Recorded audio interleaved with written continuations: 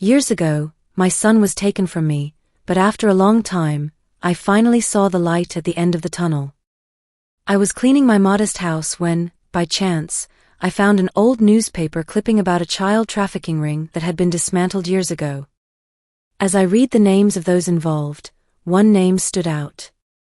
It was a name I had heard in the whispers and murmurs during those dark days after my son was kidnapped. This name, now associated with a wealthy family, gave me a spark of hope and fear.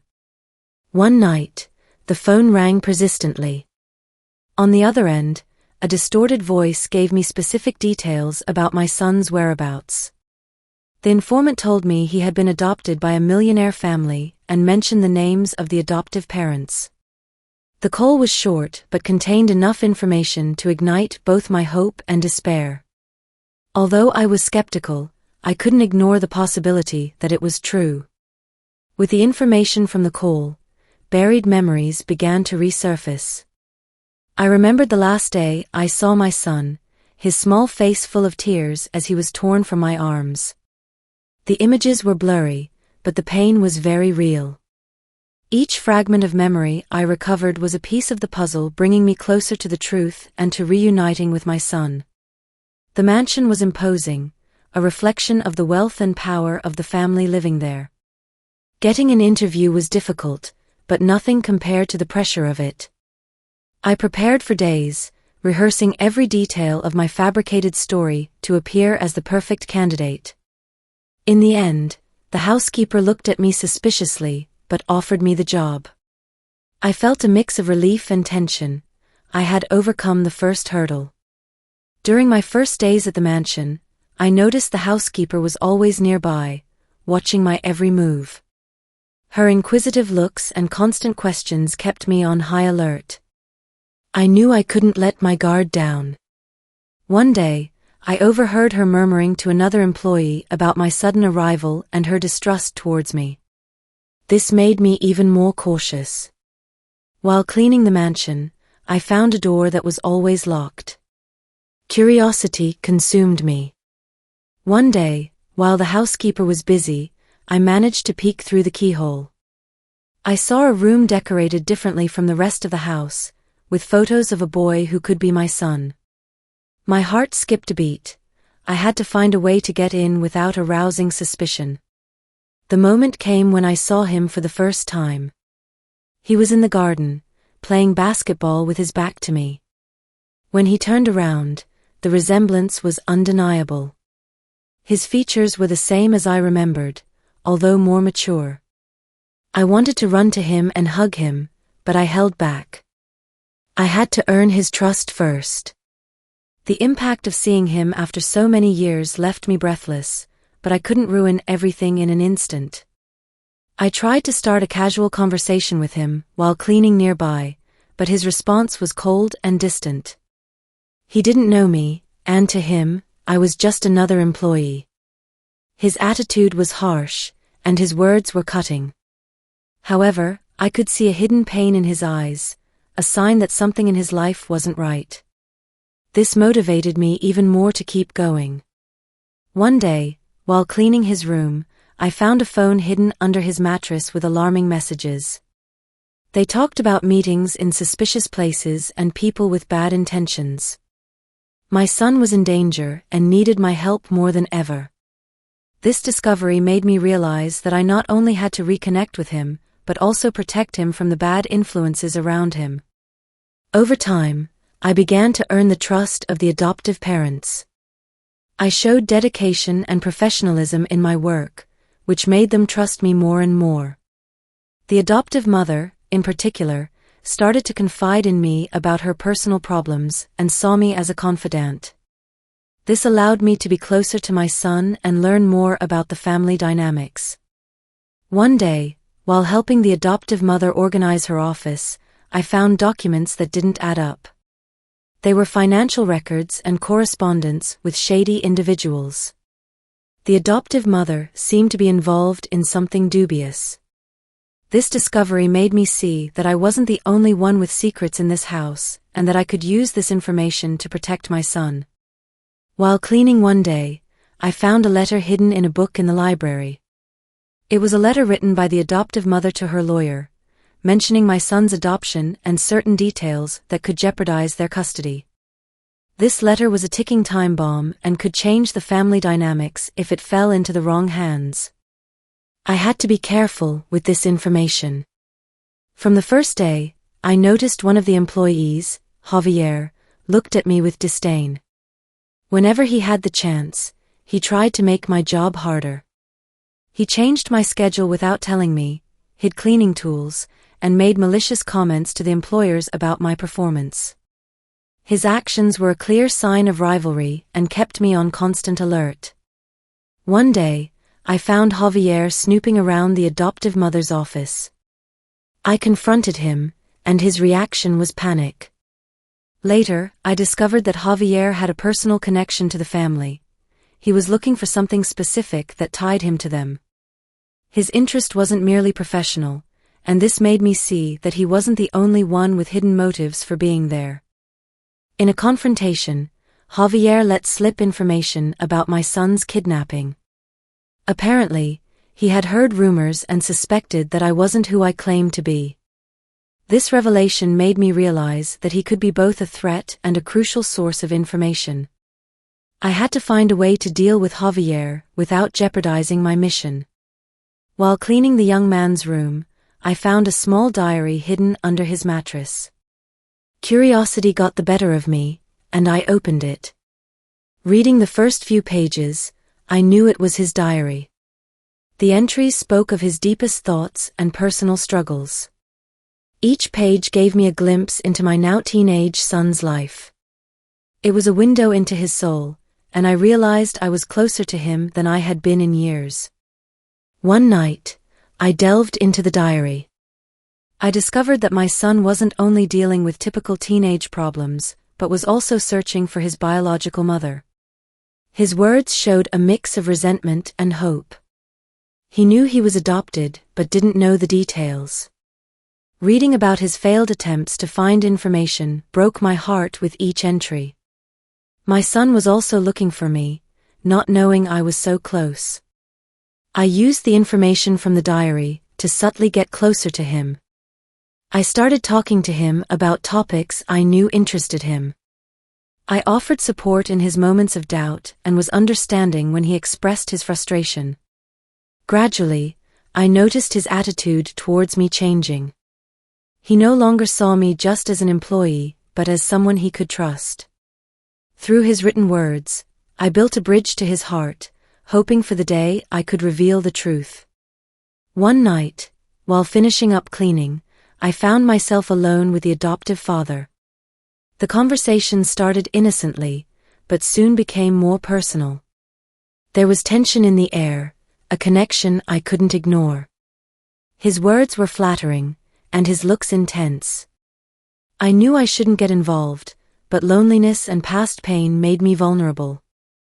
I found myself in a compromising situation, aware that any misstep could ruin everything. The closeness with the adoptive father put me in a difficult position. I discovered that there were important decisions affecting my son that only I, as his real mother, could make. Revealing my identity could save him, but also destroy the life he had built. Each day it became harder to maintain the lie, and the pressure increased. I knew I would have to make a crucial decision very soon. Amidst the confusion, I found solace in another staff member, Carlos. His support and understanding were a balm to my soul. We spent more and more time together, and a spark of romance began to bloom. Carlos didn't know my true reason for being there, but his kindness and affection gave me strength. This unexpected romance complicated things even more, but also offered a light in the darkness. The mansion was filled with lights and music for a grand party organized by the adoptive family. High-profile guests and relatives mingled in a luxurious atmosphere. I took the opportunity to observe and listen. Secrets began to surface. Whispered conversations, furtive glances, and nervous gestures made me understand there was much more hidden behind this family's perfect facade. While serving drinks, I approached a group of men speaking in low voices. Their words chilled me. They talked about a shady business and mentioned my son's name. I hid behind a curtain to listen better. I discovered that some of the guests knew more about the kidnapping than they had let on. This information could be the key to uncovering the whole truth and rescuing my son from his past. In the middle of the party, an unexpected incident occurred. A fight broke out between two guests, and in the confusion, one of them recognized me. It was someone from the past, someone who knew my real identity. I tried to stay calm while my mind worked quickly to find a solution. I knew that if my identity was revealed at that moment, all my effort and sacrifice would come crashing down. I had to act quickly to protect myself and keep my mission secret. One afternoon, while performing my usual tasks, I heard a scream followed by a loud thud. I ran towards the sound and found my son lying unconscious on the ground. He had an accident while playing alone. Fear overtook me, but I knew I had to stay calm to help him. I called an ambulance and waited, feeling a crushing helplessness. With the adoptive parents absent, I became the responsible person. At the hospital, the doctors asked me urgent questions about his medical history. I had to make difficult decisions about his treatment. Despite the stress and worry, I managed the situation thanks to my maternal instinct. Each decision I made brought me closer to him, and every minute that passed, I feared more for his well-being. During the medical exams, the doctors discovered a previously undiagnosed health condition. This unexpected revelation opened a new door to the truth. The information I obtained at the hospital was crucial not only for his well-being, but also to better understand the circumstances surrounding his adoption. I knew I had to use this new information to protect him and advance my quest for justice. With the recent accident and frequent hospital visits, I had the perfect opportunity to obtain a DNA sample from my son without raising suspicion. One afternoon, while he was resting, I took a lock of his hair and carefully stored it. I knew this test could confirm what my heart already knew. I was determined to proceed with the DNA test, hoping the results would give me the evidence I needed. While waiting for the test results, I discovered I wasn't the only one interested in my son's origins. Someone else in the house had been asking questions and looking for information. I found documents and correspondence indicating that the adoptive father also had doubts about the adoption. This revelation made me realize there was more at stake than I thought.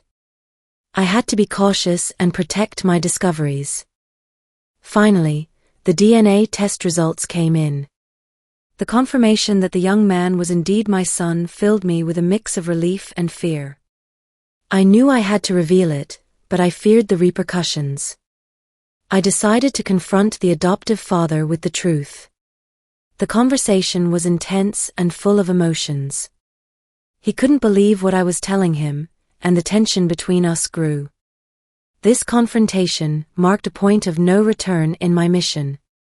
One day, while cleaning a rarely used section of the mansion, I found a hidden door behind a heavy tapestry. The door was locked and seemed to lead to the basement. My curiosity was immediately piqued. I knew that behind that door could be answers to many of my questions. I decided to find a way to open it and discover what it was hiding. I managed to open the basement door one night when everyone was asleep. I cautiously descended and found boxes full of documents and strange objects. Among the papers, I discovered evidence linking the adoptive family to illegal activities and shady businesses. The dates and names matched the times of my son's kidnapping. My discovery not only confirmed my suspicions, but also revealed the dark truth behind the adoption.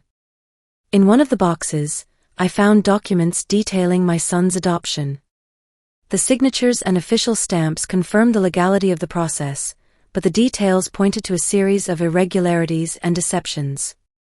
The adoptive parents knew more than they had admitted. This information was crucial for my fight to reclaim my son, but also put me in great danger if they found out I had these documents. With all the information and the growing tension in the house, I decided it was time to flee with my son. I carefully planned every detail of our escape. I knew I had to do it when the adoptive parents were distracted or absent. I packed a small bag with essentials and kept the important documents I had found.